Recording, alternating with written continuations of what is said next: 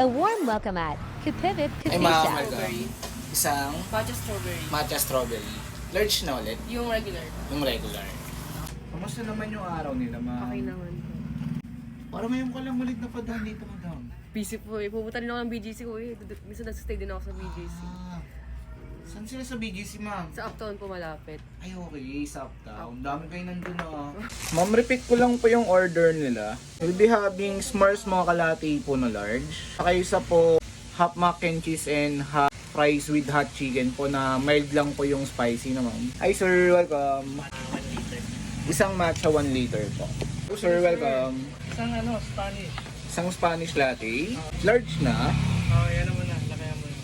Hey Ma'am Kim, thank you sa pag-busy. Si Ma'am Kim pala followers natin from Coffee Vibe Coffee Shop sa Facebook page. Ma'am, thank you. Tinry po nila yung signature drink natin na s'mores. Okay, welcome. Saka yung bago natin product. Ito talaga yung nakakapag-uplift ng yung mood eh.